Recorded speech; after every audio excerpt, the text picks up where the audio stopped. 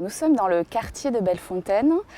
place Niki de Saint-Phal, devant l'immeuble Le Tintoret du groupe des Chalets qui comprend 282 logements. La fresque que nous voyons derrière nous, elle mesure 33 mètres de haut, qui est l'équivalent de la hauteur de l'immeuble, de 11 étages, et 13 mètres de large. Et c'est une dimension imposante, finalement, incarne et symbolise et défend la place de la femme dans l'espace public. Elle s'est réalisée progressivement de bas en haut, sur une durée d'une semaine, et elle a suscité la curiosité, elle a suscité les questions, et c'était aussi ça l'intérêt, c'était un moment, qu'est-ce qui se passe, qu'est-ce qu'on veut dire, qu'est-ce qui va se dessiner. Cette réalisation, elle a été menée à l'initiative de CopIB,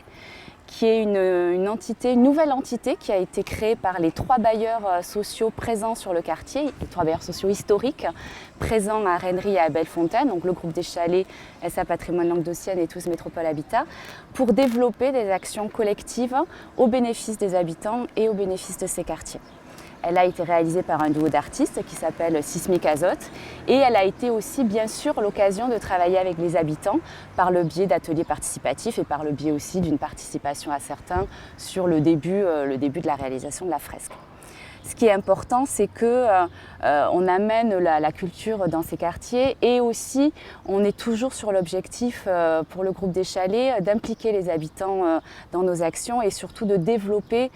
des actions, des services, des projets pour leur faciliter leur vie au quotidien et améliorer leur cadre de vie. Et cette prise en compte, cet engagement, il passe bien sûr et surtout par les équipes de proximité qui sont présents au quotidien sur le terrain, aux côtés de nos habitants, et aussi par des projets un peu plus thématiques, un peu plus à l'échelle du quartier, avec des acteurs associatifs qui sont nos partenaires, que nous pouvons loger dans les bâtiments et que nous pouvons aussi soutenir financièrement pour mener à bien ces actions-là.